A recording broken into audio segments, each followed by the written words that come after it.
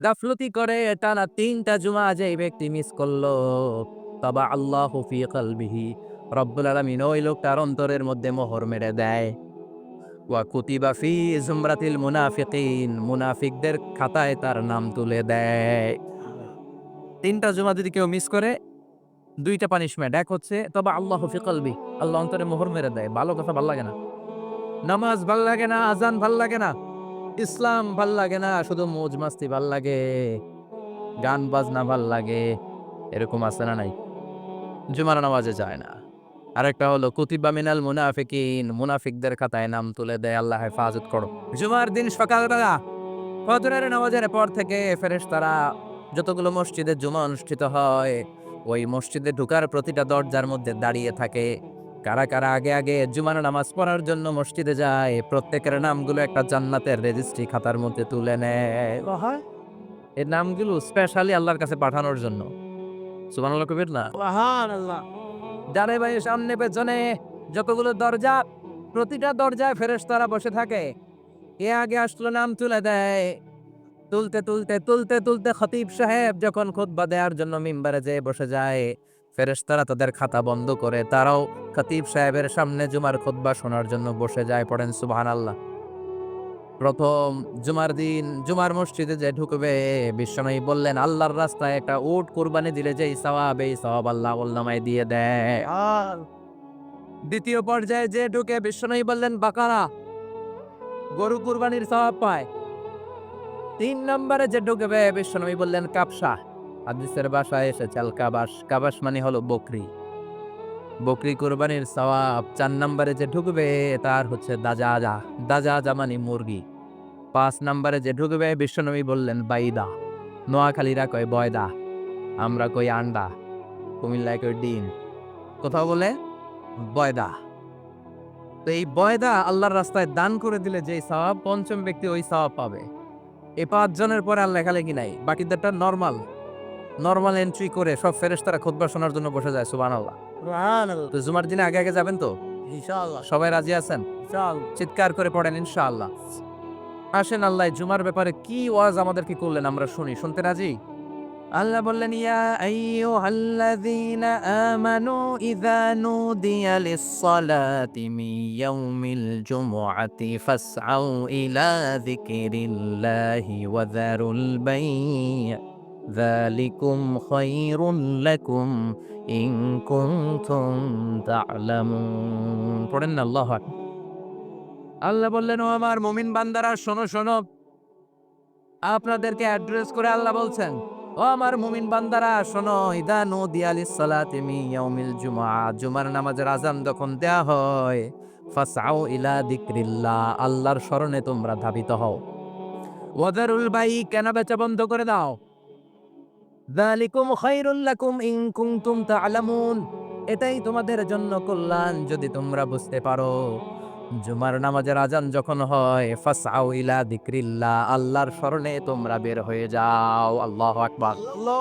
ফাসআউ ইলা যিকরিল্লাহ ইযা নুদিয়া লিস-সালাম মিন ইয়াউমিল জুমআ, জুমার নামাজের আজান যখন দেয়া হয় বের হয়ে যাও, তখন কোনো কাজ রাখা যাবে না। এই আজান দ্বারা উদ্দেশ্য হচ্ছে খতিব সাহেব খুতবা দেওয়ার জন্য মিম্বারে বসলে যে আজানটা দেয়া হয়, এই আজান। কথা বুঝতে পেরেছেন? কিন্তু দুর্ভাগ্যজনক হলে সত্য, আমাদের বাংলাদেশে এই আজানটা কেন যেন মুয়াজ্জিন ভাইরা ইমাম সাহেবের সামনে এসে আস্তে, আস্তে দেয়। ছোট, ছোট করে ইমাম সাহেবের মুখের উপরে দেয়, মাইকে দেয় না। এটা পাইছে কই? এটা যে কোত্থেকে ঢুকছে এক আল্লাহই ভালো জানে। আজান মানে অ্যানাউন্সমেন্ট। আজান মানে কি? কথা বলেন। অ্যানাউন্সমেন্ট কি জোরে হবে না আস্তে? তো সব আজান মাইকে এত সাউন্ড করে, এই আজানটা ইমাম সাহেবের মুখের সামনে এসে ছোট, ছোট করে কেন দেয়? এটার কোনো দলিল আছে বলে আমার জানা নাই। এই আজানটাও মাইকে হতে হবে। আমি পৃথিবীর যত দেশ ঘুরেছি, অনেক বড়, বড় মসজিদে আমি জুমার সালাত পড়েছি। সব জায়গায় মাক্কাতুল মুকাররমা সহ, মসজিদে নববী সহ সব জায়গায় খতিব সাহেব জুমার মিম্বারে বসার পরে যে আজানটা দেয়া হয়, এটাও অন্যান্য আজানের মতো মাইকে দেয়া হয়।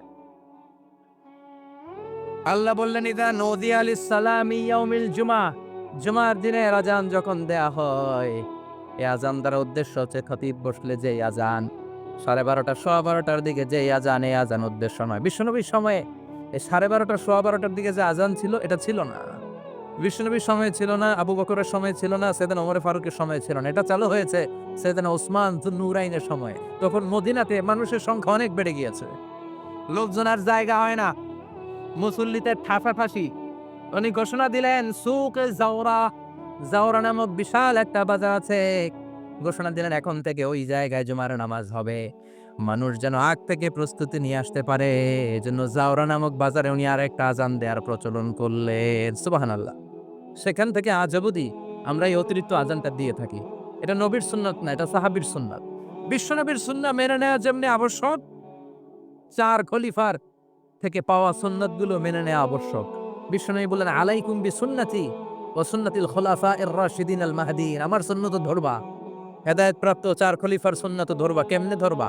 ইখু চিনেন? ইখু না গ্যান্ডারি নাকি আখ না কুশাই? হ্যাঁ, কাঁচা আখ খায় কি করে? এই সামনের দাঁত দিয়ে ভাঙে না? সামনের দাঁত দিয়ে বলে ভাঙে, চাপার দাঁত দিয়ে, এই জায়গার দাঁত দিয়ে শক্ত করে ধরতে হয়। বিশ্বনবী বললেন আব্দু আলাইহা বিন নওয়াজিজ, আমার সুন্নাত আর সাহাবীদের সুন্নাতকে চাপার দাঁত দিয়ে আঁকড়ে ধরো, যাতে ছুটে না যায়। চিল্লায় পড়েন আল্লাহু আকবার। এটা সাইয়েদনা ওসমানের সুন্নাহ। বিশ্বনবী বললেন ইদা নুদিয়া লিস-সালাহ মিন ইয়াউমিল জুমআতি ফাসআউ ইলা যিকরিল্লাহ, জুমার দিনের আযান যখন দেয়া হয়, ফাসআউ ইলা যিকরিল্লাহ, আল্লাহর স্মরণের দিকে ধাবিত হও। দেরি করো না। দেরি করা যাবে? আজান হইলে কোনো কাজ রাখবেন? কোনো ব্যস্ততা থাকবে? কাজ একটাই, জুমার নামাজ। চিল্লায় বলেন কাজ একটাই, সেটা কি? আল্লাহ বললেন ফাসআউ, ফাসআউ এর শাব্দিক অর্থ হচ্ছে দৌড়াও।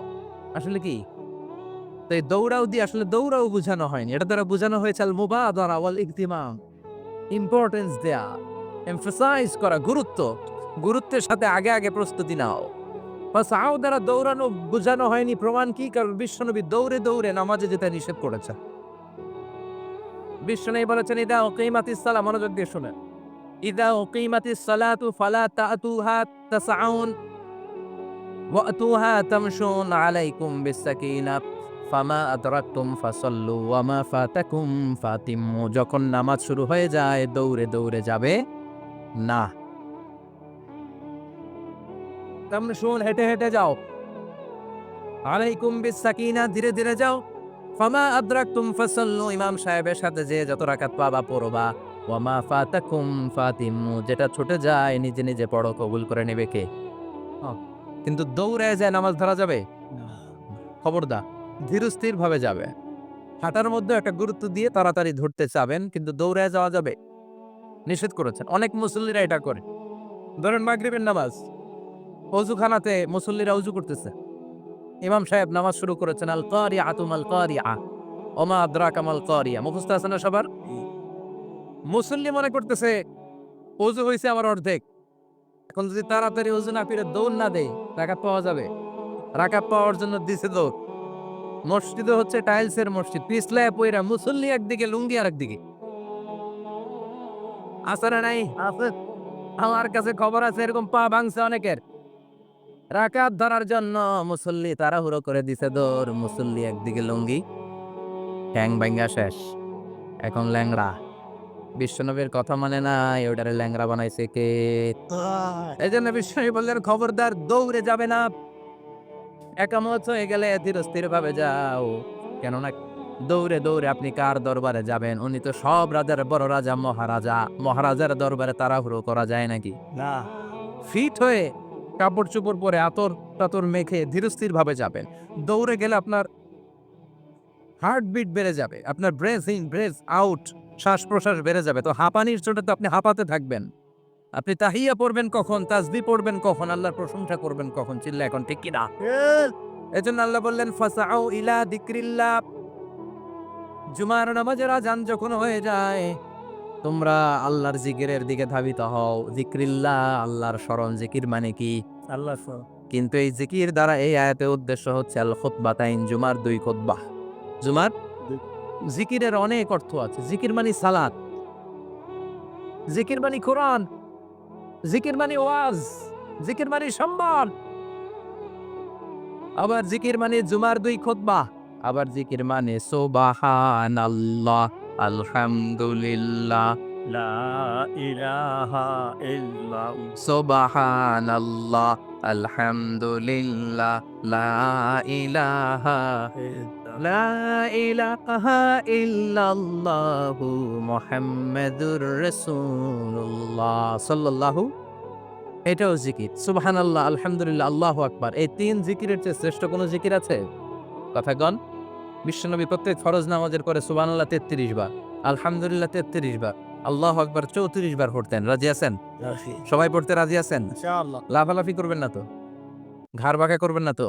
হুই হুই করে চিল্লাফাল্লা করা যাবে? জিকিরের মধ্যে সৌন্দর্য আছে না নাই? আল্লাহ নিজেও সুন্দর। আল্লাহর কাছে যেটা আমরা পেশ করব সবটাই সুন্দরভাবে পেশ করতে হয়। চিল্লায় এখন ঠিক কিনা? তার মানে জিকিরের অনেক অর্থ। জিকিরের এক অর্থ হলো কোরআন। জিকিরের এক অর্থ কি? কোরআন আপনি যখন কোরআন পড়েন তখন জিকির করেন কার? আল্লাহর। কথা বলেন। আল্লাহ আবার আপনি যখন নামাজ পড়েন জিকির করেন কার? আবার আপনি যখন লা ইলাহা ইল্লাল্লাহ এটা পড়েন জিকির করেন কার?